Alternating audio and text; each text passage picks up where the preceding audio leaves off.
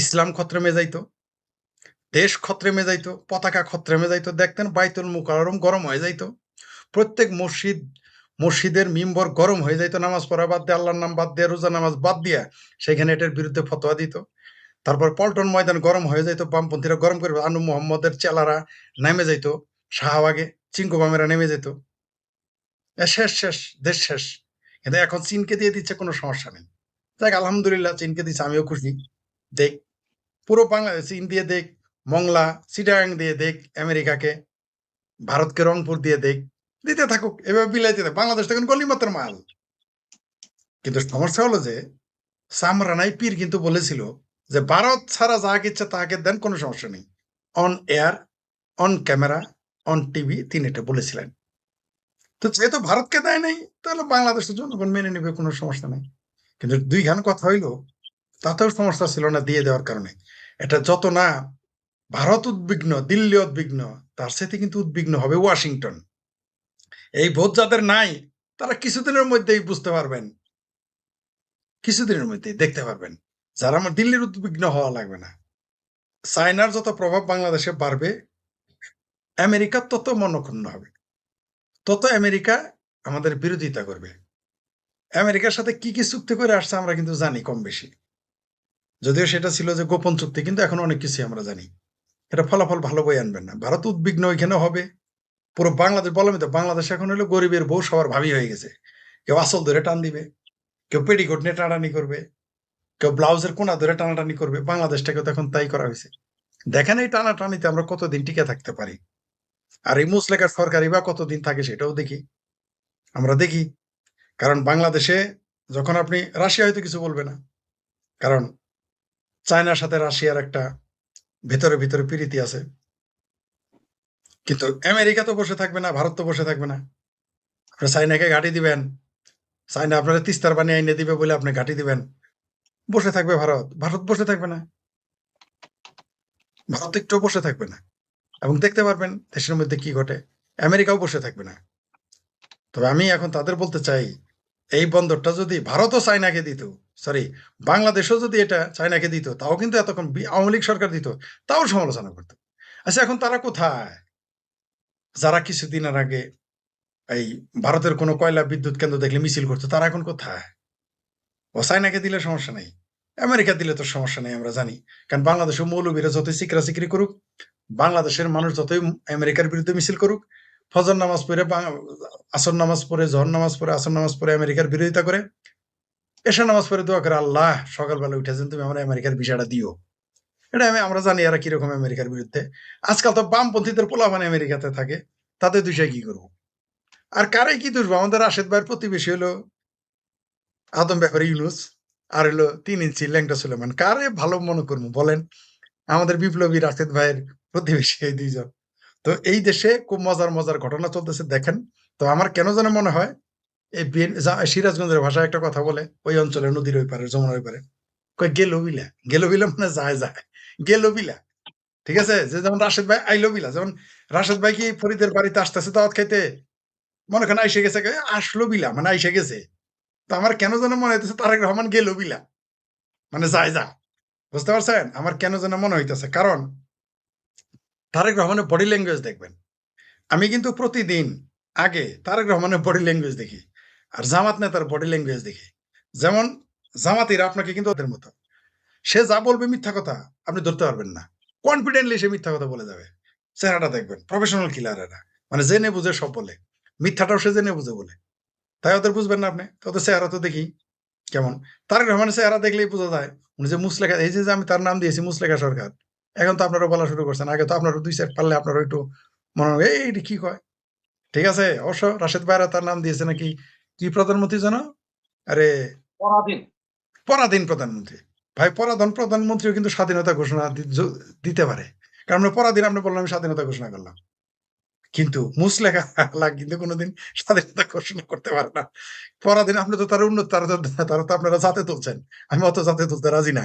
আপনারা তো তুলবেনই, কারণ আপনারা 3 ইঞ্চির প্রতিবেশী, ল্যাংটা ছিল আপনার, আর হইলেন এই আদম ব্যাপারী ইউনুসের প্রতিবেশী, আপনারা তো একটু টান থাকবে ওইদিকে। যাই হোক, সেটা অন্য বিষয়। এখন যেটা বলতেছি, এই যে চীনকে যে করিডোর দিল, আর করিডোরও কিন্তু দিবে, শুধু মংলা বন্দর না, মাশাআল্লাহ করিডোরও দিয়ে দিবে। এই করিডোর দিতে, দিতে তারেক রহমান নিজের যাওয়ার আর ডোর খুঁজে পাবে না। বুঝতে পারছেন? করিডোর দিতে, দিতে নিজের ডোরিমন হয়ে যাবে। ওই কার্টুন ছবির ডোরিমন হয়ে যাবে কিছুদিনের মধ্যে তারেক রহমান। খুঁজেই পাবেন না একে। তবে আমাদের বাংলাদেশ একদিকে জঙ্গিবাদ, এই যে কালেমার পতাকার নামের ফাত্রামি করে বাংলাদেশকে জঙ্গিবাদের চেহারা দিয়ে দিল। ঠিক তার আগেই আপনার চ্যানেলেও বলেছি, অন্য জায়গায়ও বলেছি। ঠিক তার আগেই আপনার ইসরায়েলের রাষ্ট্রদূত বলল বাংলাদেশে হামাসের ঘাঁটি আছে। যদিও সে সরাসরি ঘাঁটি শব্দ বলে নাই, বলছে এখানে তাদের কার্যক্রম আছে। তো রাষ্ট্রদূত তো ওইভাবে ভাষাতেই বলবে। রাষ্ট্রদূত তো আর বলবে না বাংলাদেশ যে আমরা 7 জিটার খাইয়া ফেলামু, এরকম ফাতরা না তো তারা। তারা তো কূটনৈতিক জ্ঞান আছে, তাই বলছে এখানে কার্যক্রম আছে। বিষয় এইখানে কথা, বুঝতে পারছেন? যে পাত্রী দেখতে যাইতেছি কেউ বলে অটো করে নিয়ে, ওরকম আর কি। জি ফরিদ ভাই, দর্শক কমেন্ট করেছেন, কমেন্টটা একটু নিয়ে নেই, কমেন্ট গুলো হারাই যায়, আমি পরে খুঁজে পাইনি, বহুদূর চলে যায়। দর্শক বলছেন ভারত উদ্বিগ্ন নয়, আমেরিকার সঙ্গে নন ডিসক্লোজার এগ্রিমেন্ট করার পরে চীনকে বাংলাদেশকে ঢুকতে দেওয়ার কারণে আমেরিকা নিজে বাংলাদেশকে গাঁজা বানিয়ে দেবে, এই ধরনের একটা কমেন্ট করেছেন একজন দর্শক। যিনি কমেন্টটা করেছেন অত্যন্ত গুরুত্বপূর্ণ কমেন্ট, গুরুত্বপূর্ণ মন্তব্য তার এই এক বাক্যই যথেষ্ট। বাংলাদেশে কি হবে এক বাক্যে বোঝা যাচ্ছে। তিনি স্ট্রেট বলে দিয়েছেন, কোন রকম ফাতরামি করেন নাই, কোন রকম কূটনৈতিক ধার ধারেন নাই, ডক্টর ইউনূসের মতো স্ট্রেট কাট বলে দিয়েছেন, এবং ওনার কথা সত্য। কারণ এই যে আরেকজনও লিখছে, উনি আবার লিখছে ভারত মজা নিচ্ছে। আসলে ভারতের জন্য ভালো হয়েছে তো। ভারত এই জন্য দেখবেন অপেক্ষা করে, ভারত চুপচাপ বসে থাকে। সে তার হাতে টাইম নিয়ে তার কোর্টে চুপ করে বসে থাকে। ওই যে অনেকটা আয়ের মাছ মারতে আমি দেখেছি, নদীর মধ্যে দেখতাম কি একটা লোক বসে থাকে, কোমর পানিতে গিয়ে চুপ করে, ছোটবেলা বুঝতাম এই লোকটা নদীর মধ্যে বসে থাকে কেন। পরে শুনে ওই লোকটা আয়ের মাছ মারার জন্য বসে আছে। সে কিন্তু সন্ধ্যার পরে বসে সারা ভোর পরে একেবারে ফজর নামাজ পর্যন্ত সে বসে থাকে পানির মধ্যে চুপ করে, একটা বড় আয়ের মাছ ধরার জন্য। ভারত এরকম চুপ করে বসে থাকে, ভারত অপেক্ষায় থাকে। আমরা তো পুঁটি মাছ, দারকিনা মাছ, চেলা মাছ, ঢেলা মাছ, ফেকা মাছ, ভুইটা মাছ, গোসই মাছ, লাইটটা মাছ ধরার জন্য বসে থাকি। কিন্তু যে পাঙ্গাস মাছ, যে বড় মাছ ধরে সে কিন্তু, আরি মাছ ধরে সে কিন্তু নদীর মাছ পানির মধ্যে কোমর পানি থেকে চুপ করে বসে থাকে, তারা কেউ বুঝেই না যে সে এত বড় মাছ ধরতেছে। তো ভারত এরকম চুপ করে বসে আছে। এই যে দেখেন খেলা জমে গেল, এখানে বন্দর দিয়ে দিল, আবার করিডোর দিয়ে দেবে, আমেরিকা বসে থাকবে না। তার মানে আমার কেন যেন মনে হচ্ছে যে সৌরানি দুয়ারনের মতো হবে, দেখাইছে ওই দিক মংলা, কিন্তু কোন দিক যে যাবে আমরা বুঝতে পারতেছি না। মংলা মানে মংলাতে থাকবে না, এটা আসলে কোন দিকে যে যাবে, চিটাং বন্দর থাকে কিনা, রংপুর থাকে কিনা, কুমিল্লা থাকে কিনা, আমি তো উদ্বিগ্ন ভাই। এবং এটা কে করবে জানেন? আমেরিকা যার বন্ধু হয় তার কি আর শত্রু দরকার আছে? আমাকে এটা বুঝায় বলেন। আজ পর্যন্ত আমেরিকা যার বন্ধু হয়েছে, বরং আমেরিকার সাথে শত্রুতা করে কেউ টিকে থাকতে পারছে, যেমন কিউবা টিকে আছে। ইরানও মরতে মরতে নিচে পড়ে চিমটি মারে, আর কিন্তু আমেরিকার একটা চিমটি মারে কয় আমি জিতছি। ঠিক আছে, ওইভাবে ঠিক আছে, যাক তবু ঠিক আছে। কিন্তু আপনি দেখান তো আমেরিকার বন্ধু রাষ্ট্রদের পরিণতি গুলো দেখান তো আপনি। পাকিস্তান ভিখারিস্তান, আফগানিস্তান ফকফকা, ওখানে তো বাচ্চা কাচ্চা বেঁচে খাইতে হয়, নিজের সন্তান বেঁচে খাইতে হয়। বাংলাদেশ যায় যায়, বাংলাদেশ অলরেডি জাকাতিস্তানে পরিণত হবে, একটু উন্নত থাকবে, জাকাতিস্তান হয়ে থাকবে, ভিখারিস্তান হবে না। বাংলাদেশের মানুষের মিনিমাম লজ্জা আছে, এটা এরা করবে না। পাকিস্তানের মতো এত বেহায়া বাংলাদেশ হবে না, এটা আমি মোটামুটি নিশ্চিত থাকতে পারি। এরা ভিখারিস্তানে পরিণত দিবে না, কিন্তু জাকাতিস্তান হবে, জাকাত খাবে, একটু উন্নত আর কি, একটু আপগ্রেড থাকবে পাকিস্তানের সাথে। তো দর্শক যেটা বলেছে, এই বাংলাদেশের কপালে খুব শনি আছে, এটা গাজা না, তার সাথে ভয়ঙ্কর পরিণতি হবে। গাজাতে মানুষের সংখ্যা কত? গাজাতে মানুষের সংখ্যা হলো 18 থেকে 20 লাখ। সেই মানুষগুলো তাদের খাদ্য দ্রব্য, বাসস্থান, অন্ন, বস্ত্র এগুলো দেওয়ার সম্ভব, যে কোনো একটা দেশে এদের পালতে পারে। কিন্তু 18 কোটি মানুষকে কে খাবার দিবে ভারত ছাড়া? আমি তো ভারত ছাড়া কাউকে দেখতেছি না যে বাংলাদেশকে 100টা গম দিবে। এই যে তুরস্ক, রোহিঙ্গাদের এত লম্বা লম্বা কথা বললো, জীবনে কোনদিন শুনছেন রোহিঙ্গাদের 10 টাকা দিছে? কিন্তু 20 কোটি টাকা কিন্তু ঢাকা বিশ্ববিদ্যালয়ের মসজিদের জন্য দিছে। এই যে শিবিরের জঙ্গিদের জন্য দিয়েছে, দিয়েছে না? এরা হলো সবাই জাতে মাতাল। তাহলে ঠিক, তবে বাংলাদেশের কপালে খুব শনি আছে। শুধু শনি হলেই চলবে না, শনি রবি সোম মঙ্গল বুধ বৃহস্পতি শুক্র সবই লেগে যাবে। তো আমাদের সুখে খাইতে ভূতে গিলাইছিল, তাই আমরা 2014 তাহলে ঠিক নিজের স্বার্থের জন্য সে যা যা করতে হয় তা তারা করবে। আর মুসলেখা দিয়ে এসে আপনি চীনের সাথে প্রীতি করবেন, মুরব্বী, কাজ হবে বলে মনে হয় না। অপেক্ষা করি, দেখতে থাকি সামনে কি হয়। জি ফরিদ ভাই। রাশেদ হায়দার ভাইয়ের কাছেও আসি। রাশেদ হায়দার ভাই, খবরটা নিশ্চয়ই দেখেছেন। সংবাদ প্রতিদিন, ভারতীয় সংবাদ মাধ্যম, তারা যেটা হেডলাইন করেছে, বঙ্গোপসাগরের মংলা বন্দরে চীনা আধিপত্যে সিঁদুরে মেঘ দেখছে দিল্লি। আপনার কি মনে হয় দিল্লি সিঁদুরে মেঘ দেখছে? রাশেদ হায়দার। ধন্যবাদ মাসুদ ভাই, ধন্যবাদ ফরিদ ভাই এবং দর্শক শ্রোতা মন্ডলী যারা আমাদেরকে দেখছেন, সকলকে আমার অভিনন্দন। এই যে মংলা বন্দর নিয়ে এত কথাবার্তা, যে মংলা বন্দর চায়নারে দিয়ে দিচ্ছে, যে ফরিদ ভাই একটু একটা কথা বলছে, তবে ওনারে নিয়ে আমার একটা সন্দেহ আছে। উনি চিঙ্কু বামন আর রিঙ্কু বামন, আর সুতরাং আমি বলবো যে উনি সাদা বাম, কারণ চুলদারি সব সাদা হয়ে গেছে, সাদা বাম।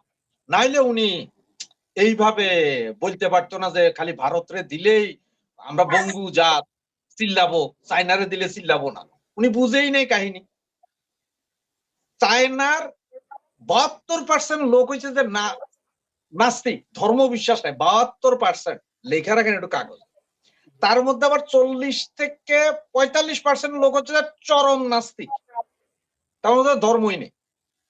এরপরে দ্বিতীয় বৃহত্তম ধর্ম যেটা বলে সেটা হচ্ছে খ্রিস্ট ধর্ম, মানে খ্রিস্টান। এরপরে আছে বৌদ্ধ ধর্ম, এরপরে আছে ওদের আরেকটা কি যেন মনসা ধর্ম নাকি। আর চায়না, পৃথিবীর সবচেয়ে সর্ববৃহৎ যত দেবদেবীর মূর্তিগুলো সব চায়নাতে আছে। এখন আমার তারেক ভাইয়া যাইয়া যখন এই মূর্তিগুলো দেখছে, ওনার মনে এটা ভয় আইছে না, যদি এই মূর্তি কাইটিয়া কোন রকম পইরা যায় তো ওইটা এতে এমনি মংলা ফংলা সব বন্ধ হয়ে যাবে নদী নালা। তার সে ওদের দে যাতে মূর্তি না পড়ে, ওইলা কাহিনী হয়েছে এটা, মূর্তি পড়িস না, মূর্তি ঠিকঠাক। ভারতের অনুদান, ভারতের এর আগে গত 15 বছরে ভারতের অনুদান আছে চায়না বন্দরে। চায়না বন্দরে অনেক কনস্ট্রাকশন ভারতের আর্থিক সহযোগিতা হয়েছে, চিটাঙ্গেও হয়েছে, অনেক আর্থিক অনুদান ছিল অনেক। এখন কাহিনী কি জানেন, ওই যে যেই পাতে খায় ফুটা করে একটা কথা আছে না, এইটাই সেইটা। তো ফরিদ ভাই একটা কথা ভালো কইছে যে যার আমেরিকা যার বন্ধু তার তো শত্রুর দরকার নাই।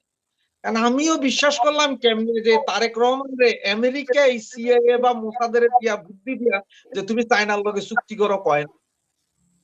কারণ চায়নার তো এমনি মারতে পারতেছে না, আমেরিকা যাইয়াই কি পারমাণবিক বোমা মারা দিবে তা মারতে হবে।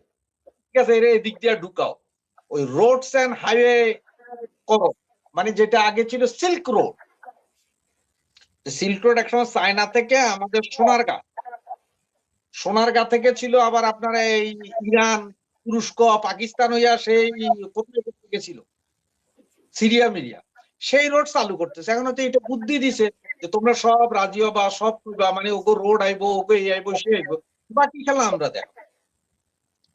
করিডোরটা যদি আমেরিকা করতে লাগবো, মায়ানমার পর্যন্ত করিডোর করে রাস্তা করতে, তাছাড়া চায়নার পয়সা যদি হয়ে যায়, আর এটা পরে যদি মায়ানমার সেনাবাহিনী যদি দখল হয়ে যায় সব করতে, তাহলে আমেরিকার পয়সা বলতে গেল। আর আঙ্গ মন্ত্রীরা কইতেছে কিছু করবো, কত বেকুবের বাচ্চা দেখে কইতেছে 24 ঘন্টায় চাইনিজ মাল বাংলাদেশে আসবে। তো বেটা চাইনিজ মাল বাংলাদেশে কি আমার মাল চায়নাতে কোনটা হিসাব কর, আমার কাছে আমি চায়নারে পাঠাইতে পারবো, প্রতিদ্বন্দ্বিতা করবো, এই মাল তো আমার কাছে নাই, সব তো চাইনিজ মাল। পৃথিবীর কোন দেশ পারতেছে না চাইনিজ মালের কাছে টিকতে। বরঞ্চ ইন্ডিয়ার সাথে তো আমাদের এটা যে করিডোর মরিডোর হওয়ার কারণে আমাদের কিন্তু যে আরএফএল এর পেয়ার চানাচুর এগুলা যাই সেভেন সিস্টারে, এটাও বন্ধ। আর চাইনিজরা তো ভাই চানাচুর খায় না, হেরা শেয়ারও নিব না আমি পাঠাবো কি কাপড়, সেইটাও তো চায়না নিজে বানায়। জামা কাপড়ও তো আমরা বাড়াই করতাম, সেইটাও তো চায়না নিজে। তাহলে আমাকেও লাভটা হইব কি এই রুটে যোগ দিয়া? তো এগুলা করা মানে হচ্ছে ওই যে আমেরিকার সুযোগ করে দিতেছে, আমেরিকা স্যার আপনারা অর্ধেক লইয়া যান, ওইদিকে ভারতও পিঠটা ধরে অর্ধেক লইয়া যাবো স্যার, ওরা শুধু ঢাকা শহরের ওই ঢাকার 90টা ওয়ার্ড লইয়া স্যার প্রধানমন্ত্রী থাকবো, কোনো সমস্যা। ভারত চিন্তা করতে পারে, কারণ এটা সব দেশ রাশিয়া কেন ন্যাটো বাহিনী তার চতুর্দিকে মাথা তার পরাশক্তি, তো ভারত একটা পরাশক্তি। চায়না আইসা আমার দিকে ওইদিকে চায়না আবার পাইকাতের লগে জোলজাল, ভাই সবাই চিন্তা। কিন্তু কথা হচ্ছে যে ওই যে কথা ফরিদ ভাই, আমেরিকা কি ছাইরা দিব? আমেরিকা ছাইরা দিবনি। কারণ আমেরিকারও তো বড় হেডেক হচ্ছে যে, কারণ আমেরিকা চায়না। খুব ভালো যে আগামী 20 বছরের ভিতরে হলো চায়নাই 1 নম্বর শক্তি করুন, তো এই চায়নারও তো ঠেকাইতেই হবে। তাই আমেরিকা তো ছাড়বে না। সুতরাং না ছাড়ার কারণে হয়তো হয়তো বা আমেরিকা এটা আরেকটি দিয়া করাইছে যে যাতে আমরা আরো সহজে এসে দখল করতে। সেনা বাহিনীতে কইছিল নো ব্লাডি করিডোর, এখন আমরা ওইটা দেখায় করিডোর পাবলিক রে এমনি খাইলো না আর কি, এই হচ্ছে কাহিনী। ধন্যবাদ মাসুদ ভাই। রাশেদ হায়দার, ফরিদ ভাই, রাশেদ ভাই দুজনেই কথা তুলেছেন মিয়ানমার হয়ে করিডোরের প্রস্তাব, মিয়ানমার হয়ে চায়না পর্যন্ত। এটা বহু বছর ধরে এই বিষয়টা নিয়ে আলোচনা হচ্ছে, চীন এটা চাচ্ছে কিন্তু এটা হচ্ছে না। মূল আসলে জানতে চাওয়া হলো এই করিডোর হলে বাংলাদেশের কি লাভ হবে। এখানে তো অনেক টাকা পয়সার হিসাব আছে, মানে যেটা হচ্ছে লোন বা এখানে যে ব্যয় হবে তে ব্যয়ের একটা অংশ তো বাংলাদেশ বহন করবে, বিনিময়ে বাংলাদেশের লাভটা কি দেখেন ফরিদ ভাই? বাংলাদেশের লাভ কি বা লাভ আমি তো চোখে দেখতেছি না। ওই যে হায়দার ভাই একটা কথা বললেন যে আমাদের বুদ্ধিজীবীরা, আমাদের বিরাট বড় বড় রাজনীতিবিদ পণ্ডিতরা বলছে 24 ঘন্টায় চায়না থেকে এখানে আসবে। যদি আমাদের এখান থেকে যায় তাহলে আমি করিডোরের পক্ষে। কারণ আমি আমার দেশের স্বার্থে ভাই রাজি। যদি আমার দেশের রপ্তানি, আমার দেশের মাল যদি চাইনাতে যায় করেন, আমার ধারণা যে কোনো দেশপ্রেমিক লোক এটা খুশি হবে। কিন্তু এটার জন্য তো করা হচ্ছে না, তাহলে তো আমাদের লাভ হতো। তো শত্রু যত ভালা বুদ্ধি দেখ, আপনার পড়শি যতই আপনারা ভালা বুদ্ধি দেখ, বাড়িটা এইভাবে করো, বাড়িটা ওইভাবে করো, কলা গাছটা এইভাবে লাগাও, শেওড়া গাছটা এইভাবে লাগাও, কাঁঠাল গাছটা এইভাবে লাগাও, মানে কি সে তো ওইভাবে বলবে যাতে আপনার এই ছায়াটা তার বাড়িতে সমস্যা না হয়। আপনাকে এমন জায়গায় রাস্তা বানাইতে বলবে যা ওনার জন্য সুবিধা হয়, আপনার কথাই না তো। সে তো আপনার ভালোর জন্য আপনার বুদ্ধি দিবে না, সে তো তার মতো করে বলবে। তো চায়না আমাদের, তার চেয়ে বড় কথা যে বাজ পাখি আর কবুতরের কোনোদিন চুক্তি হয় না। বাংলাদেশের সাথে চায়নার কোনোদিন চুক্তিতে আমরা লস খাবো, আমেরিকার সাথে চুক্তিতে আমরা লস খাবো, ইভেন ভারতের সাথে চুক্তিতে হলেও আমাদের লস খাওয়ার সম্ভাবনা থাকে। কিন্তু যেহেতু একেবারেই নিকটতম প্রতিবেশী, সেইখানে কিছুটা লেনদেনের ব্যাপার থাকে, সমান সমান হইতে পারে। কিন্তু পৃথিবীর যত বড় শক্তি থাকবে, যেমন বাঘের সাথে কোনোদিন পাঠার চুক্তি হয় না, বাঘের সাথে কোনোদিন হরিণের চুক্তি হয় না। সেখানে আপনাকে দিতে হবে তার হুকুম, তুই এটা দিবি, তুই এটা নিবি, এইভাবে বলবে, আমার কোনো কথা থাকবে না। চায়নার সাথে বাংলাদেশ কি লাভবান হবে আমাকে বলেন? চায়না বাংলাদেশ থেকে পাট কম দামে নেয় অন্য বন্দর হয়ে। পাট যদি রোডে নেয় লস, তাহলে পাট তো যাবে না। আমার সবচেয়ে প্রধান অর্থকরী ফসল কি? পাট আর গার্মেন্টস। গার্মেন্টসও চায়না আমাদের নেয় না। চায়না আমাদের কোনো গার্মেন্টস নেয় না। আমাদের গার্মেন্টসের 90% মার্কেট হচ্ছে ইউরোপ আর আমেরিকা, আর সারা দুনিয়াতে 10%। তাহলে তার মানে চায়নার কোনো ভূমিকা নাই, কারণ চায়না নিজে সারা দুনিয়াতে এক্সপোর্ট করে। তো চায়না তো আমাদের কাছ থেকে নিবে না, তাহলে পাটও যাবে না, গার্মেন্টস যাবে না, কি বেচবেন? বেচতে পারবেন যে গরু লেঞ্জার যে কিছু পশম থাকে ওইটা বেচবেন, আর কিছুই না। রাশেদ হায়দার ভাই একটা কমেন্ট, ফরিদ ভাই একটা কমেন্ট নিয়ে নেই ফাঁকে। দর্শক বলছেন ফরিদ ভাইয়ের কাছে জানতে চাই, এই 24টা ফাইটার জেটের অবস্থা ঈদের ট্রেনের মতো হবে না তো? চীন থেকে যে এই ফাইটার গুলো কেনার কথা, উনি ঈদের ট্রেনের মতো হইলে, ঈদের ট্রেনের মতো হইলে ধাক্কায় ধাক্কায় উঠে যাইতো। এই চীনের 24টা ফাইটারের ট্রেনের অবস্থা কি হবে জানেন? বলে দেই, ওই কমলাপুর টু নারায়ণগঞ্জ, কমলাপুর টু ওই যে ডেমো ট্রেন যায় না, ডেমো ট্রেন একটা যায় চাইনিজ ট্রেন, ওই দশা হবে। আর কিছু খুঁজে পাবেন না। চাইনিজ মাল মানে ওটা চলবে না। চাইনিজ মালের কোনো ভরসা নাই, কোনো ভরসা নাই। এমনকি বলা হয়েছে করোনা যে চাইনা থাকে, সে করোনাই দেশে টিকে নাই। এত ভয়াবহ করোনা, সে করোনাই টিকে নাই, করোনা ভাইরাস টিকে নাই। চাইনিজ মালের 5 পয়সার ভরসা আছে? ওই চাইনিজ বিমান আইনে কি করবে? ভারতের বিরুদ্ধে বহন আচ্ছা, এই যে বাংলাদেশ বিমান কিনতেছে, কার বিরুদ্ধে যুদ্ধ করবে? কার বিরুদ্ধে? আমার ডাইনে, আমার আগে মাসুদ ভাই, পিছনে হায়দার ভাই, তাহলে মারামারি তো তার সাথেই হবে, তাই না? এত কারণ মানে ভারত আর বার্মা, বার্মার সাথে পারবেন? ফরিদ ভাই, বার্মার জি ফরিদ ভাই আর একটা কমেন্টও নেই, সেটা হচ্ছে একজন বলছেন ভারত বাংলাদেশকে 55 বছর থেকে পানি নিয়ে বৈষম্য করতেছে। চীন ব্যথিত, ব্যথিত বানানটা ভুল, হয়তো টাইপিং এ করতে পারেনি ওইভাবে।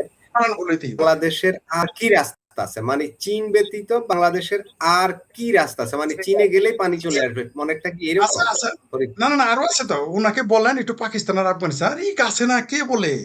শুধু পাকিস্তান 54 বছরে এত শোষণ করছে যে আপনার $40 বিলিয়ন থেকে $400 বিলিয়ন গেছে বাংলাদেশ। ঠিক আছে, খুব ক্ষতি করছে। আপনারা একটা কাজ করেন, চীন ছাড়া তো কোনো জায়গা নেই, নাস্তিক চীনে যেমন লজ্জা করে না, যে চীন উইগুর মুসলমানদের উষ্টায় সারাদিন, দিনের মধ্যে 24 ঘন্টা, যেখানে মোহাম্মদ নাম রাখতে দেয় না, যেখানে 40টার নাম লেখা মুসলমানদের নাম নিষিদ্ধ করে দিছে, যেখানে মসজিদের টয়লেট বানায়। আরে ভাই, আপনি সেই চীনে যান, লজ্জা থাকা এই ফাতরামি আর কত? এখন আপনার ইসলাম খতরামে যায় না, এখন ইসলাম খতরামে নাই। তা আপনার ভাই, চীনের চাইতে আরো ভালো 2টা দেশ আছে। 1 নম্বর হলো আপনার পেয়ারা পাকিস্তান, যিনি কমেন্টস করেছেন। আর 2 নম্বর হলো আপনার মগজমে থাকে আফগানিস্তান। যদিও আপনি ভিসা চান ইতালি আর জাপান, আমেরিকা, ওটা আমরা জানি। আপনাদের ভিসা দরকার ইটালি, জাপান আর ভারতের, কিন্তু আপনারা যাবেন হইলো আফগানিস্তান আর পাকিস্তান। তো আপনি জায়গা আছে, যান চীনে যান। চীন তো আপনারা জায়গায় দিবে না। চীন তো আপনি তো ভিসাই পাবেন না চীনে যাইতে। Pakistan visa free, Afghanistan visa free, যান। আরো 2টা দেশ আছে তো, আমি না করতেছি না তো। পাকিস্তান, বাংলাদেশ তো আপনার 54 বছর পানি নিয়ে বিরাট শোষণ করছে। বাপ রে বাপ, শোষণের ছোট কোলাইতেছে না আপনার। আপনারা যে নিজেরা যে নদী মাইরা ফেলাইছেন, বাংলাদেশে যে নিজেরাই নিজের নদী গলা টিপে মেরে ফেলছে। বাংলাদেশের কোন নদীটা, নদী পথ খাল সব বন্ধ করে দিচ্ছে, এটাও কি ভারত করছে? সেটাও কি ভারত করছে? বুড়িগঙ্গা নদীর পানি যে কালা বিষ, তাকানো যায় না, ওইটাও কি ভারত করে গেছে? এই যে সারা বাংলাদেশের নদী পথগুলো বন্ধ হয়ে গেল, নদী পথ কে বন্ধ করেছে? ভারত করেছে। ভারত শোষণ করছে। উরি বাপরে বাপ, পাকিস্তান তো শোষণ করে নাই আপনারে, কারণ আপনি তো পাকিস্তানে আপনার কোনো ক্ষতি করে নাই, সব ক্ষতি খালি ভারতই করছে। পৃথিবীতে বাংলাদেশের ক্ষতি ভারত আর ইসরায়েল ছাড়া কেউ করে নাই, আজ পর্যন্ত কেউ করে নাই। তো এইরকম চিন্তা করলে তার সাথে অনেক বড় ক্ষতি করছে। সেটা হচ্ছে এই যে 71 সালে এই যে বাংলাদেশের পক্ষ নিয়ে পাকিস্তানটাকে ভাঙছে, তো অনেক বড় ক্ষতি করে ফেলছে না পাকিস্তানের। ওই বুকের ব্যথাতে চিনচিন করে বলে ওই আমাদের ওই প্রিয় দর্শকটা ওই কমেন্টসটা করেছে। ওটা আমরা তাদের বেদনা বুঝি, আমরা তাদের ব্যথা আসলে বুঝি তো। জি ফরিদ ভাই, রাশেদ হায়দার ভাই, আসলে আপনার আলোচনায় এটা ছিল, আমি আরেকটু ডিটেইল জানতে চাই যে বাংলাদেশের কি লাভ হবে এই যে করিডোর যেটা হওয়ার কথা, বাংলাদেশ হয়ে মিয়ানমারের ভিতর দিয়ে চীন পর্যন্ত, এটা হলে বাংলাদেশের কি লাভ? এখানে তো খরচ আছে না, এটা তৈরি করতে গেলে যে ব্যয়ের একটা অংশ তো বাংলাদেশের ঘাড়ে আসবে ঋণ হিসেবে। তো আমাদের কি লাভ হবে? আপনার কি কোনো ধারণা আছে যে আমাদের কি লাভ হতে পারে? রাশেদ হায়দার ভাই, আপনারা বারবার আমারে খোঁচান, এরপরে আমি কিছু কইলে কজা হাজী সাহেবের মুখ খারাপ। আপনি চাইনিজ বেডিগুলারে দেখছেন, সব একই রকম। 3টা-4টারে এক লগে খাড়া করালে কইতে পারবেন না কোনটা শি জিনপিং, কোনটা চি জিনপিং, কোনটা টি জিনপিং। ঠিক বারগুলোরও সেম, এগুলো সব সুন্দর সুন্দর। একটা লাভ হবে অন্তত, এগুলার এই যে প্রেম করে এখন আর ফ্লাইটে আইতেব না, এরকম প্রেম করে করে এমনিই দেশে ঢুকবে। আর এই রোডের আশপাশে দেশে ঢুইকা যে কি হবে সেইটার কল্পনাতীত, সেটার কিছু না। লাভের মধ্যেই একটা হইতে পারে যে আমরাও যে হাইব্রিড বা সংক্রামক গরু, মোটা তাজাকরণ, বিভিন্ন সুন্দর সুন্দর গরু দেখেন না, এইরকম হয়তো প্রোডাকশন হবে। এছাড়া আর কোনো লাভ দেখি না।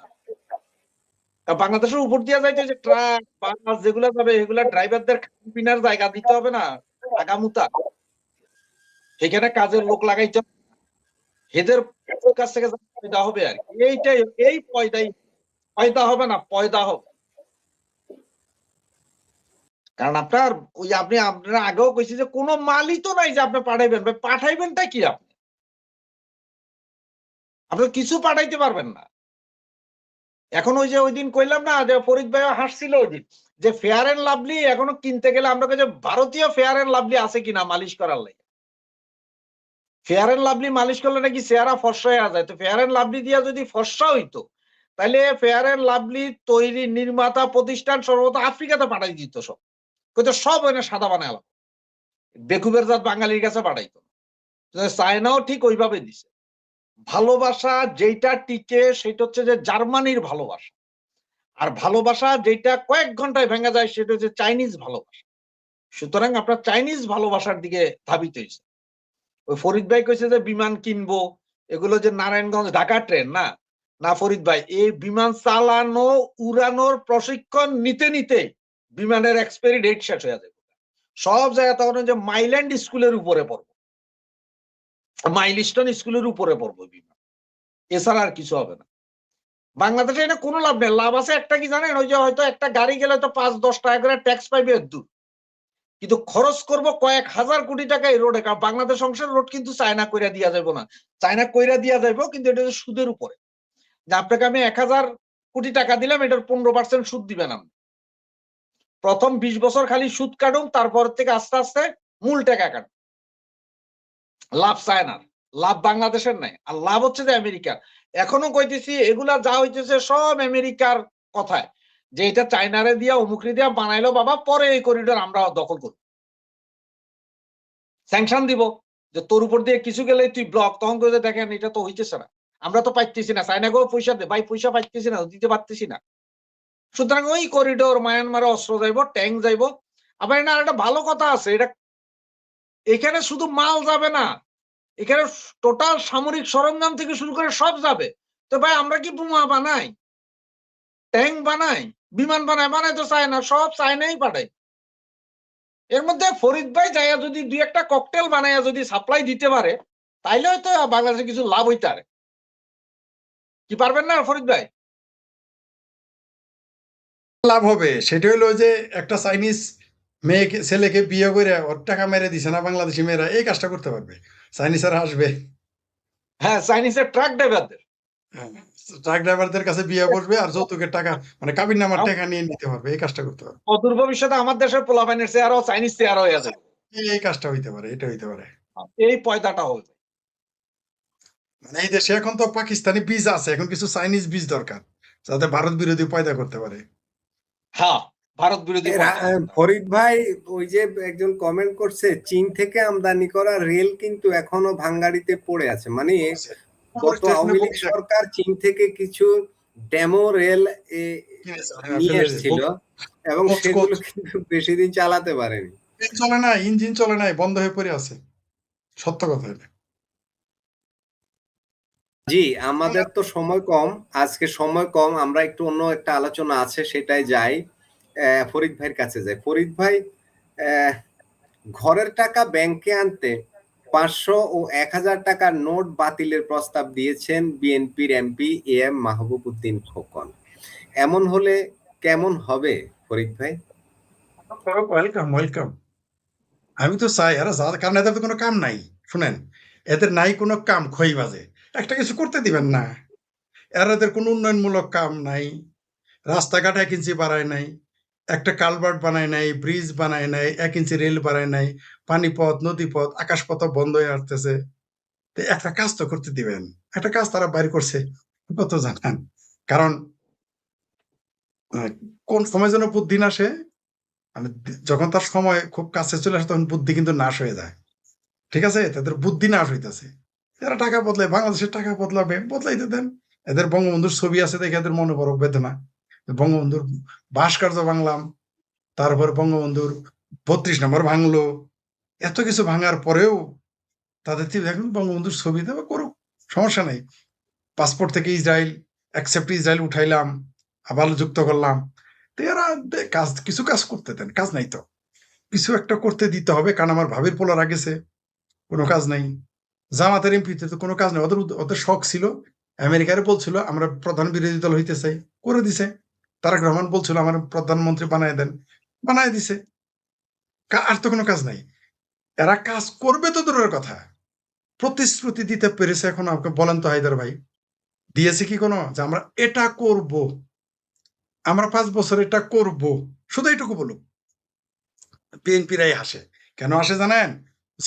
যদি বলে 5 বছরের মধ্যে আমরা এটা করব। পঞ্চবার্ষিকী পরিকল্পনা আমাদের আছে, যে হায়দার ভাইয়ের যে 2 প্রতিবেশী, একটা লাইনে প্রেসিডেন্ট বানাবো, ওই যে বুইরা লোকটারে, ইউনুসরে, আর একটা আছে ল্যাংটা সুলেমান, তার স্বরাষ্ট্র, এটি বলুক, আমরা শুনতে চাই। এই সাহস তাদের নাই, কারণ তারা তো জানে তারা টিকতে পারবে না। তো এখন সংসদে এক এমপি বলে 50 বছর আওয়ামী লীগ ক্ষমতায় আসবে না, আরেক এমপি বলে টাকা পয়সাও বদলাক, সমস্যা কি, আরো কিছু বদলাক, তারা চাইলে সংসদটাকেই বদলায় ফেলাক, পুরো বাংলাদেশই তখন বদলাই ফেলতেছে, পুরো বাংলাদেশের চেহারাই তখন পাল্টাই ফেলছে। দেন আরো কিছু করতে, কয়দিন পরে দেখবেন এরা গণতন্ত্র বলবো, গণতন্ত্র চাই না, অন্য কিছু বদলাইতে থাকুক, টাকা কেন আরো ভাই কিছু এই যে বলছে এই কমেন্টটা ঠিক এরকম যে তাহলে মানে চায়নার সাথে এসব চুক্তি করলে কি কি সমস্যা নিয়েই তো আমরা আলোচনা করছি, কি হতে পারে এগুলো অ্যানালাইসিস করছি। উনি বলছেন তাহলে আওয়ামী লীগ সরকার থাকা অবস্থায় কেন চীনের সাথে সম্পর্ক ছিন্ন করে। এই লোক আমি একটু ওনাকে আমি একটু বলি, তারপর আপনি বললেন যে আওয়ামী লীগ, এই প্রশ্নটা তো আপনি আওয়ামী লীগকে গিয়ে করেন যে আওয়ামী লীগ কেন ছিন্ন করেনি, আর ছিন্ন করবে কেন সম্পর্ক কোনো দেশের সাথে, অন্য কোনো দেশের সাথে সম্পর্ক কেন ছিন্ন করবে? আমি কি পৃথিবীর মুখে কি বিচ্ছিন্ন একটা দ্বীপ থাকবো? আমরা সবার সাথে বন্ধুত্ব, কারো সাথে শত্রুতা নয়, এই নীতি নিয়েই আগাতে হবে। কিন্তু আমরা তো এখন সবার সাথে বন্ধুত্ব, সবার সাথে শত্রুতা নয়, এই নীতিতে বাংলাদেশ এখন নাই। বাংলাদেশ এখন শত্রু চিহ্নিত, বাংলাদেশ এখন কোনো দেশকে নিজের শত্রু হিসেবে চিহ্নিত করে রেখেছে এবং সেই পদক্ষেপ নিচ্ছে, খোঁচা দিচ্ছে, পায়ে পাড়া দিচ্ছে, যেটা মনে হয় অনেক বিশ্লেষক তো এভাবেই বলছেন যে পায়ে পাড়া দেওয়া হচ্ছে। এই বিষয়ে জি ফরিদ ভাই। ভাই এলো পাকিস্তানি ফাত্রা লোক, এর কথার কি জবাব দিব? এসে খোঁজা একটু কথার কথা শুনতে চায়, এ চাইতেছে যে সব সম্পর্ক ছিন্ন করে শুধু পাকিস্তান আর আফগানিস্তানের সম্পর্ক করবে, এ হলো এদের মেন্টাল প্রিপারেশন। এ বুঝেই না যে সম্পর্ক ছিন্ন করা আর বাণিজ্য চুক্তি নিজের স্বার্থে করা আলাদা জিনিস, এই জ্ঞানই তো তার নেই।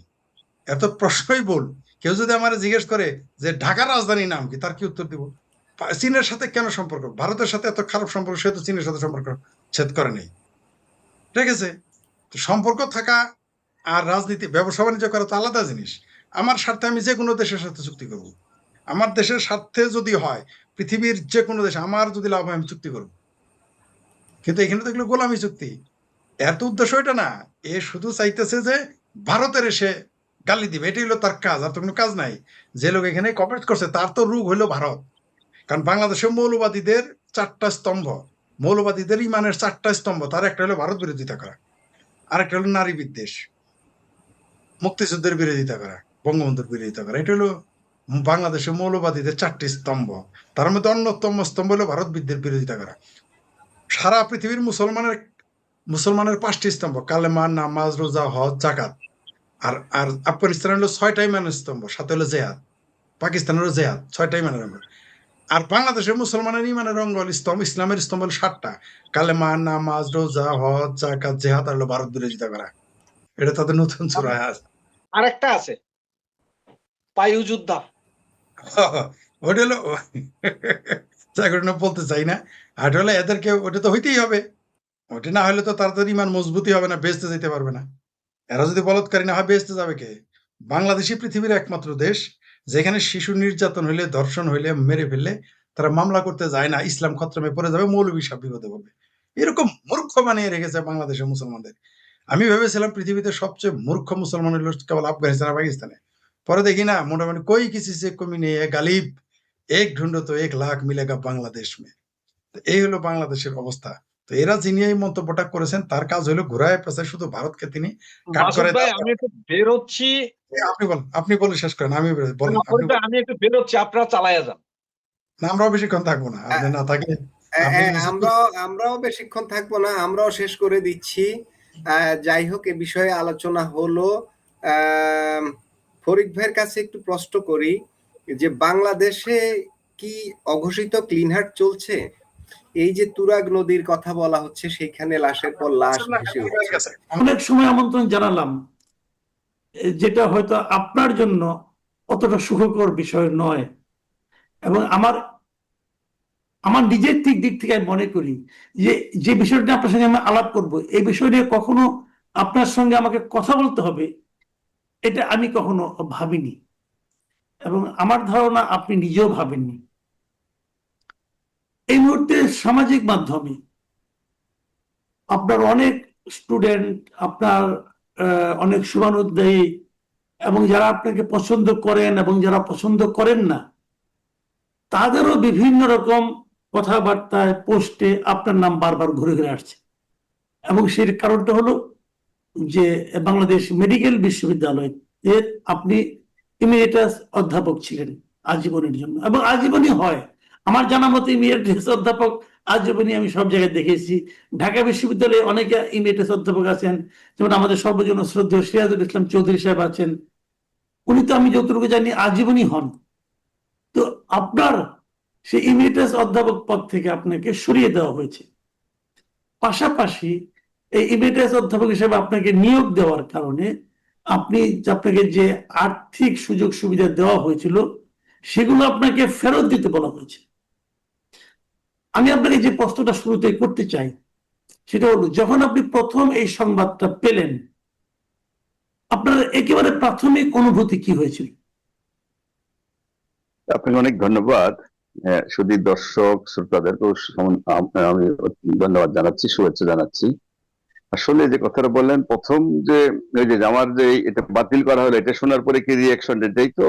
জি, আসলে এটা আমি খুব সহজভাবে গ্রহণ করছি, কারণ আমি কয়েকদিন মধ্যে একটা গুজব শুনছিলাম যে এরকম একটা বাতিল করা হইতে পারে আর কি। সুতরাং আমি মানসিক ভাবে প্রস্তুত ছিলাম, ওইভাবেই রেডি হচ্ছি। এতে আমার কিচ্ছু যায় আসে না, কারণ এই পর্যন্ত আমার যে বয়স তো কম হলো না, আল্লাহ কিন্তু আমাকে অনেক দিয়েছেন। আমি তো মনে করি যে আল্লাহ তাআলা আমার যা যোগ্যতা নাই তার চেয়েও আমাকে অনেক অনেক অনেক গুণে বেশি দিয়েছেন। আমি আল্লাহর শুকর আদায় করি সব সময়, আলহামদুলিল্লাহ। আমি তৃপ্ত, আমার কোনো অতৃপ্তি নাই। সুতরাং এই একটা জিনিস বাতিল করাতে আমার তেমন কোনো খারাপ লাগছে বলে খারাপ লাগে নাই। তবে একটা জিনিস খারাপ লাগে, যেটা আপনি বললেন, যা করা হয়েছে তো বিধিভাবে বিধি বহির্ভূত তো কিছু হয় না। আগেকার প্রশাসন নিয়ম মেনে, আপনি জানেন যে আমি এমিরিটাস অধ্যাপক হিসেবে যে নিয়োগ দেওয়া হয়, কতগুলো স্টেপ আছে, 5টা স্টেপ। ডিপার্টমেন্ট থেকে প্রপোজাল যায়, ডিনের মতামত লাগে, টেকনিক্যাল কমিটি মতামত লাগে, একাডেমিক কাউন্সিল মতামত লাগে, এবং সবশেষে সিন্ডিকেটের মতামত নিয়েই কিন্তু তারা এটা করতে।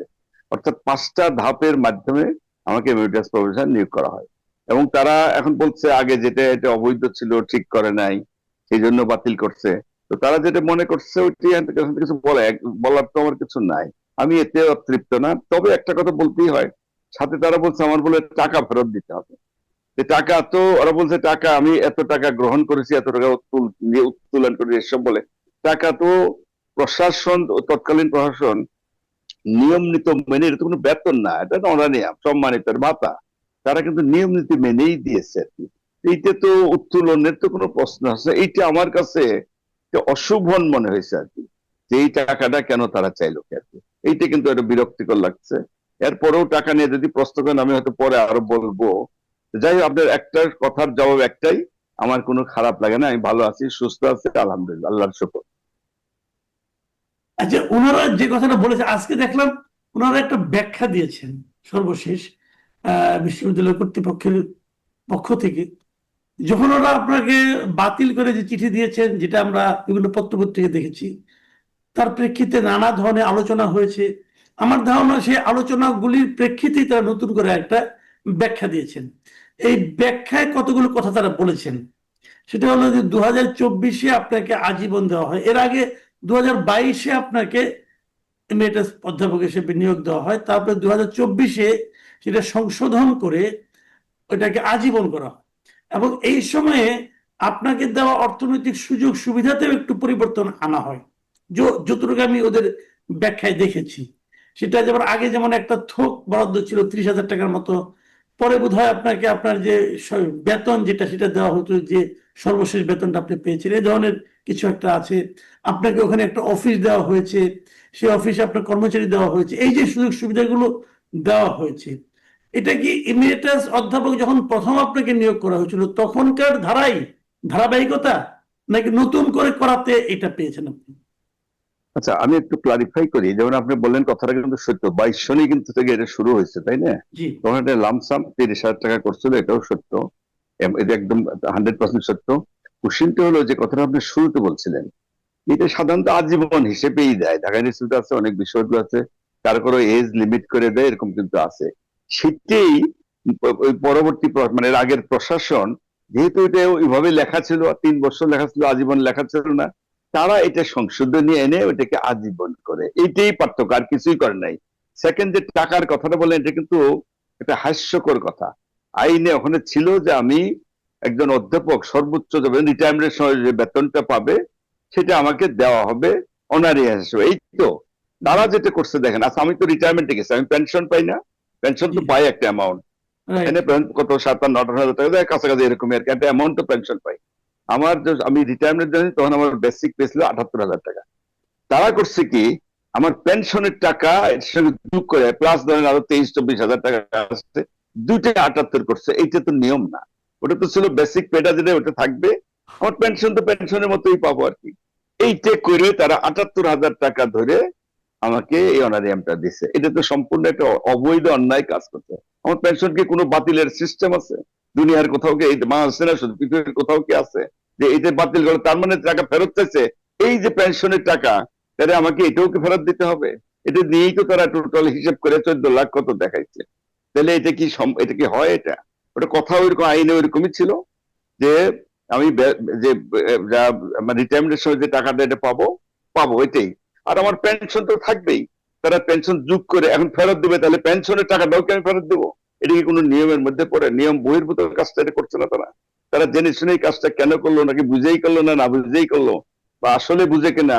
হ্যাঁ, যদি ফেরত চেতেই পারে, আমার পেনশনের টাকা তো ফেরত চেতে পারে না। পেনশন বাইরে যে টাকাটা দিচ্ছে 23-24 হাজার টাকা এরকম কিছু আসে, ওই ধরুন ফ্র্যাকশন কিছু আছে, এদিক ওদিক হয়তো হয়েছে।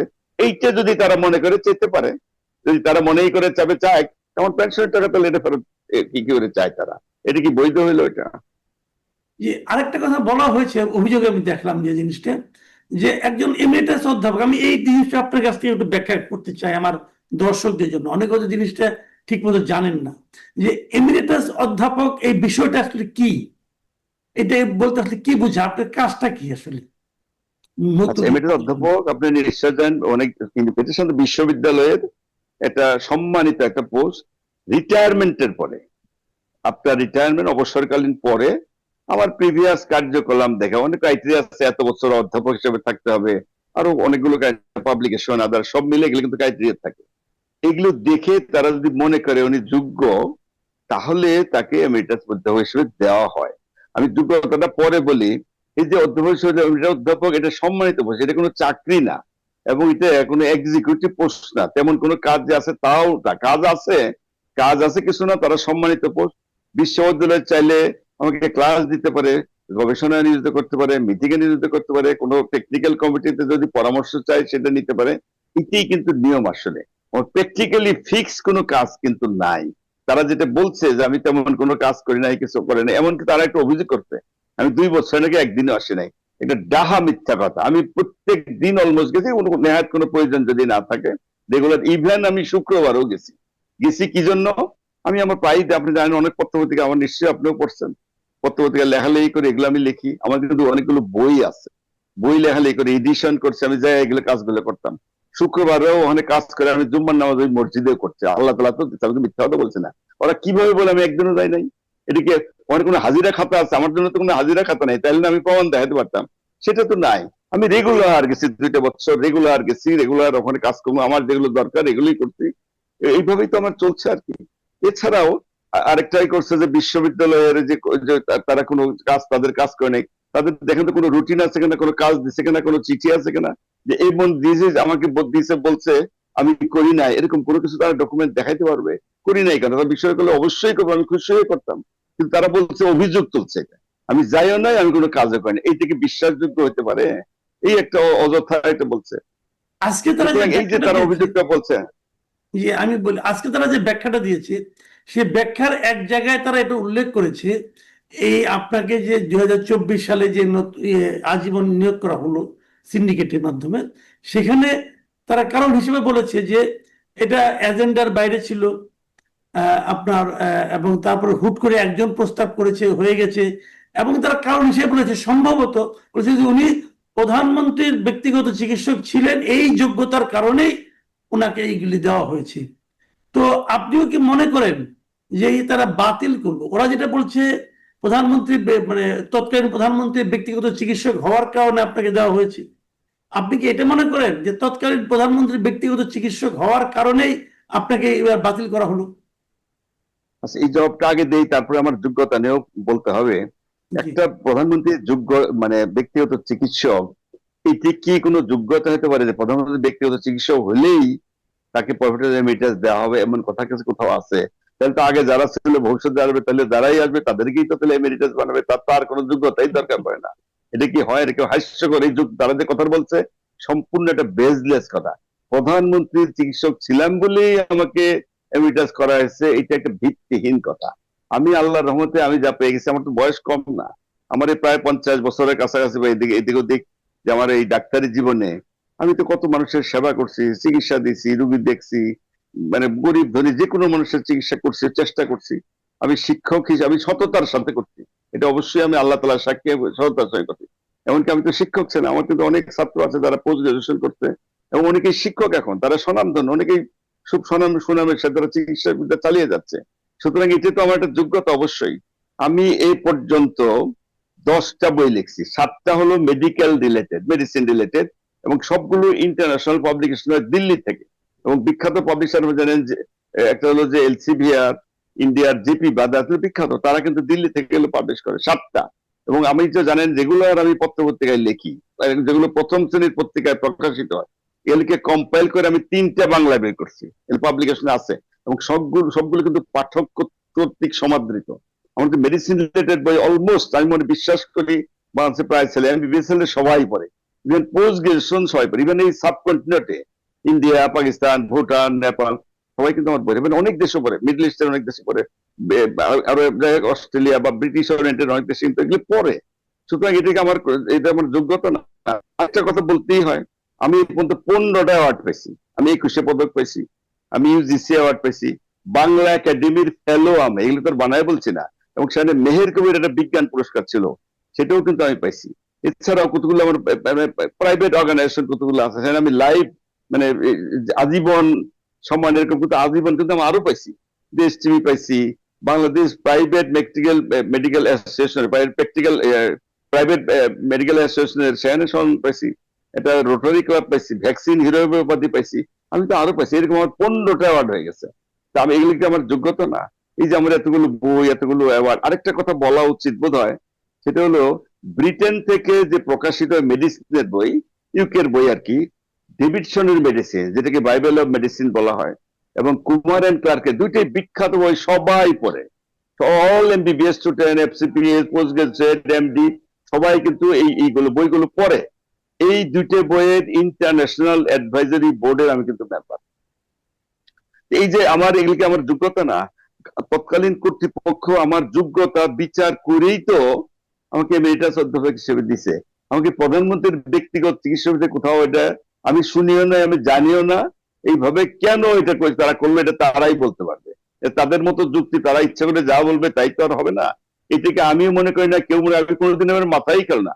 এখন শুনলাম যে তারা বলছে প্রধানমন্ত্রীর ব্যক্তিগত ছিলাম তাই আমাকে এমেরিটাস বানাচ্ছে, টোটালি বেসলেস। তারা আমার এই যে যোগ্যতার কথাগুলো বললেন, দেখেন আপনি যদি আমার মনে করেন কিনা, এই যে আমার যে অ্যাচিভমেন্ট, আমার বয়স তো কম হলো না, সারা জন্মের আমার পরিশ্রম, মেধা, অধ্যবসায় সব করেই তো আমি এই পর্যন্ত আসছি। মানুষের কত ভালোবাসা, এই যে আপনার সাংবাদিক ভাইরা আমার জন্য করে কত যে কি বলছে তারা বিভিন্ন ভাবে, তাদের প্রতি আমার গভীর শ্রদ্ধা আবার জানাচ্ছি, আপনাদের মাধ্যমে তাদেরকে জানাচ্ছি। অন্যান্য যত লোক মানুষ, আমার রুগী, তার ছেলে মেয়ে, আত্মীয় স্বজন, পরিবার পরিজন, আমার বন্ধু বান্ধব, যত রকমের মানুষ, সবার প্রতি আমি গভীর শ্রদ্ধা জানাচ্ছি, তারা আমার প্রতি তাদের শ্রদ্ধা ভালোবাসার জন্য। এগুলো কি আমার অর্জন নয়? এগুলো দেখেই তো প্রধানমন্ত্রীর চিকিৎসা ছিল, এই জন্যই কি আমাকে আসলে এটা বানাইছে? সম্পূর্ণ একটা বিজনেস কথা।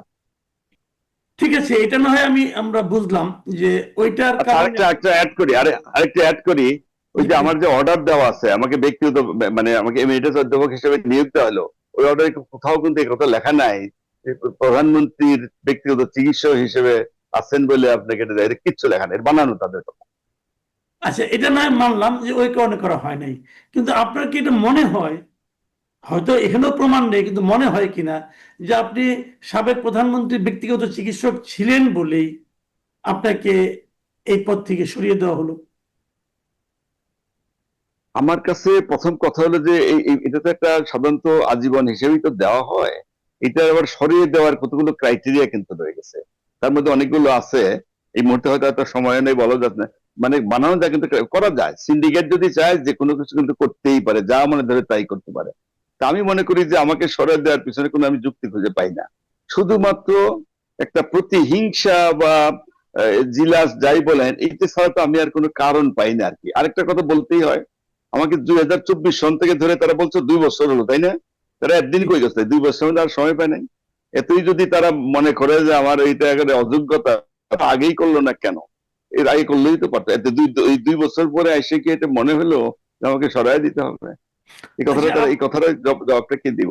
আপনি যে বললেন যে এখানে একটা প্রতিহিংসা কাজ করতে পারে, তো এটা আপনার আমার এই ধারণা। মেডিকেল বিশ্ববিদ্যালয়ের যারা ডাক্তার আছেন পরিচিত, সবাই তো আপনার পরিচিত, এর মধ্যে অনেকেই আপনার ছাত্র হবেন।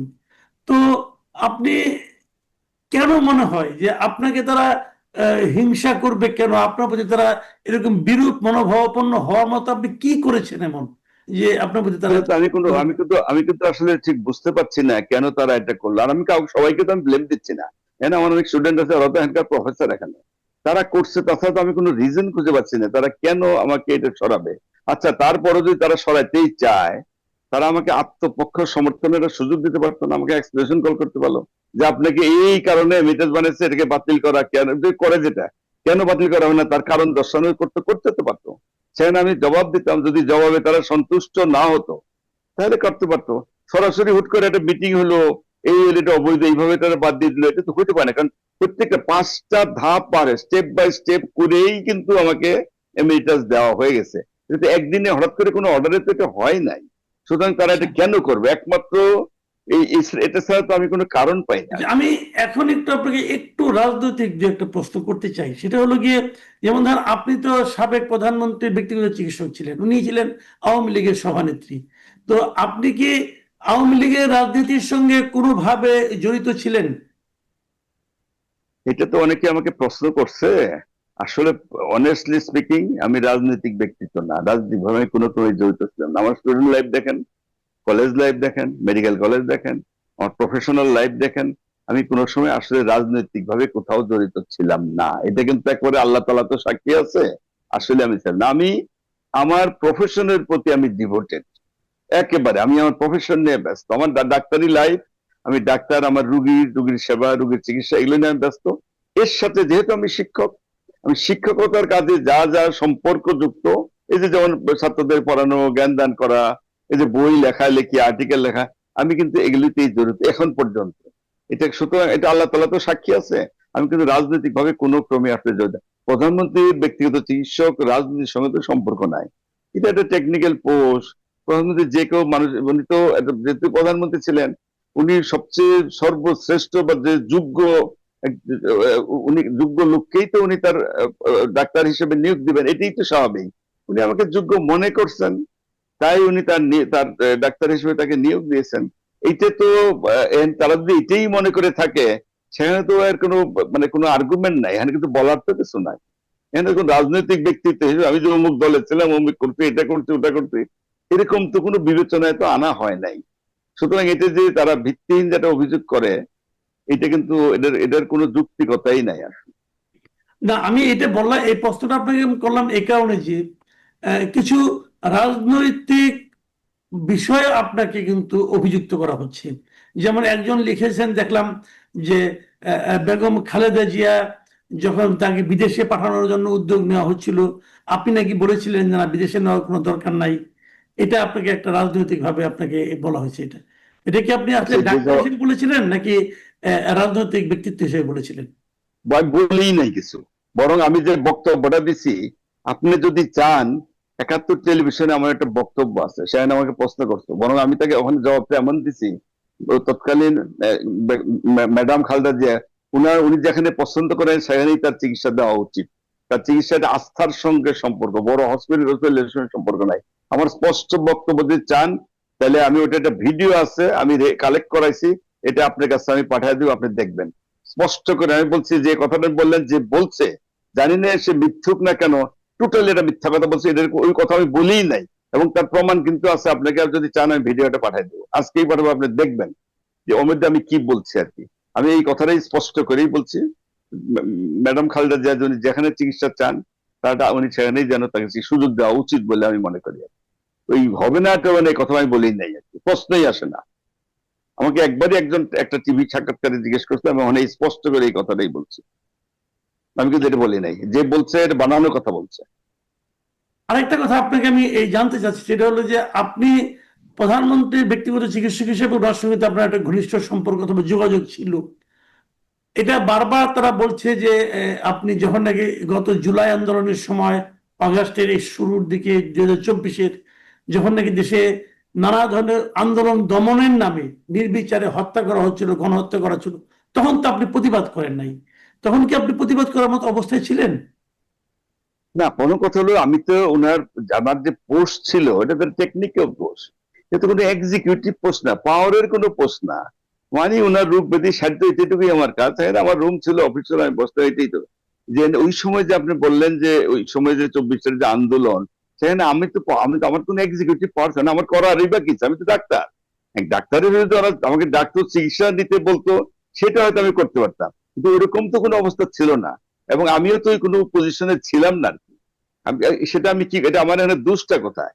কারণ ওই সময় তো আমার 24-এর যে ওই গণ আন্দোলনের সঙ্গে কিছু করার মতো সুযোগ সামর্থ্য কিছুই আমার ছিল না।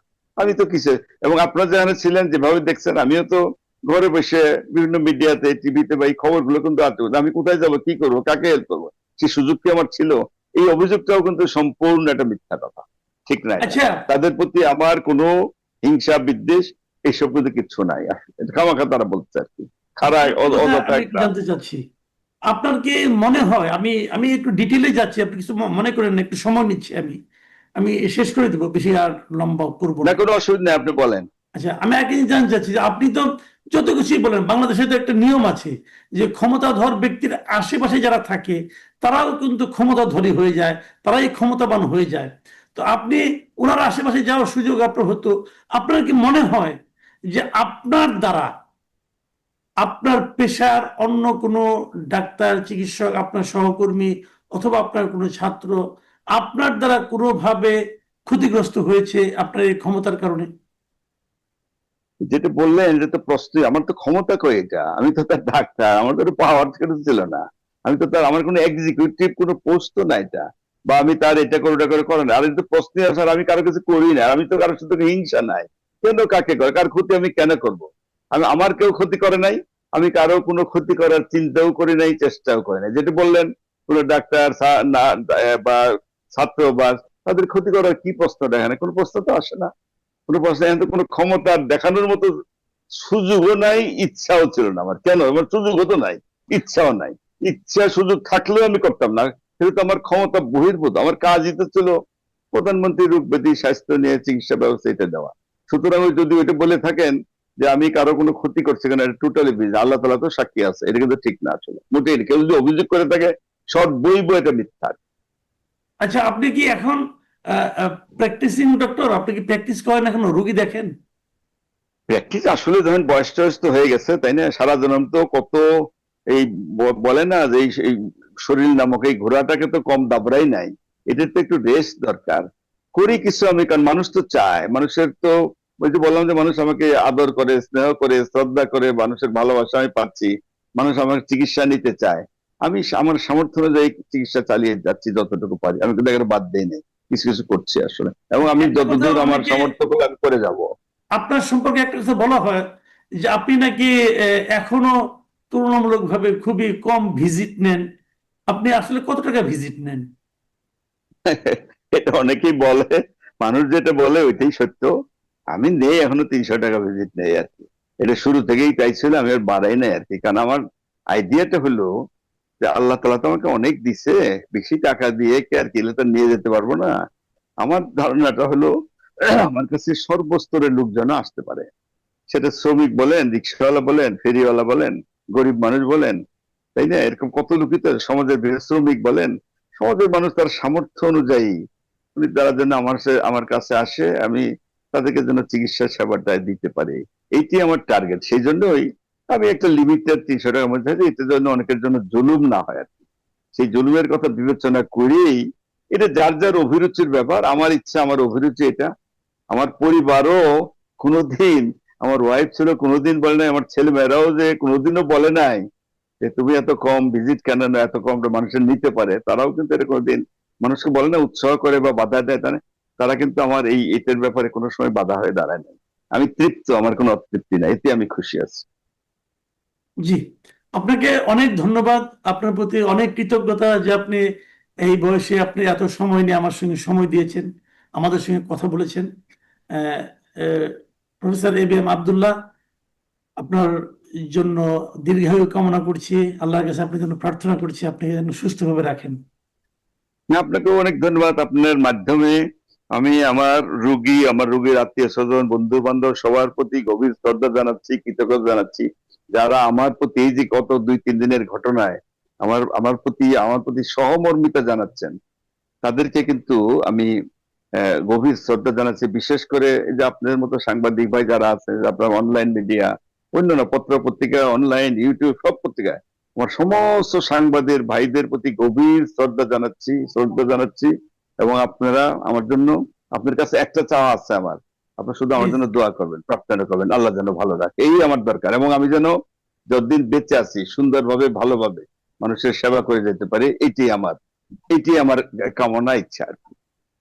প্রিয় দর্শক, আরেকটা হলো যে আরেকটা কথা বলতে হয়, সেটা হলো কিন্তু আমার অনেক ছাত্র আছে, আমার ছাত্ররা কিন্তু, আমি ছাত্রদেরকে সবচেয়ে ভালোবাসি, এটা হলো সবচেয়ে আমার বড় পাওয়া। এবং প্রত্যেক ছাত্র আমাকে ভালোবাসে, আমি বিশ্বাস করি আমার যারা ছাত্র যারা আছে এখন সবাই বড় বড় কিন্তু পোস্টে চলে গেছে, অধ্যাপক হয়েছে, বড় কিছু হয়েছে, তাদেরকেও আমি তো আমার, যেহেতু তারা জুনিয়র, আমার ছোট, তাদের প্রতি আমি আদর জানাচ্ছি বলতে হবে। শ্রদ্ধা তো বড়দের জন্য, ওদের প্রতি আমার গভীর আদর শ্রদ্ধা তো বটেই, তারাও যেন স্বমহিমা। আমি আমার ছাত্রদেরকে একটা কথা বারবার বলি, যে শুধু ডাক্তার হলে হবে না, ডাক্তারের সঙ্গে ভালো মানুষ হবে, এটা কিন্তু মনে রাখবে। এই কথাটা আমি সবসময় বলি ছাত্রকে, এখনো বলে যাচ্ছে। অনেক ধন্যবাদ প্রফেসর এবিএম আব্দুল্লাহ। প্রিয় দর্শক, আপনারা শুনলেন প্রফেসর এবিএম আব্দুল্লাহর কথা, এবং আপনারা এটাও শুনলেন ওনার কাছ থেকে যেটা কেড়ে নেওয়া হয়েছে সেটা নিয়ে ওনার তেমন কোনো আফসোস নাই। ওনার কাছে যেটা আছে এখনো, যেটা মানুষের ভালোবাসা, উনি ওটাকে নিয়েই, ওই ভালোবাসাটা নিয়েই বাকি জীবন পার করতে চান। কিন্তু আমার প্রশ্ন হলো, জাতি হিসেবে আমরা কি কাজটা করলাম? আমরা প্রফেসর এবিএম আব্দুল্লাহর কাছ থেকে যেটা দিয়েছিলাম ওনাকে, আমরা সেটা দিয়ে কি ওনাকে সম্মানিত করেছিলাম, নাকি আমরা সম্মানিত হয়েছিলাম? এখন কেড়ে নিয়ে সম্মানটা কার কমলো? আমরা এখন বলতে পারবো না যে আমাদের মেডিকেল বিশ্ববিদ্যালয়ে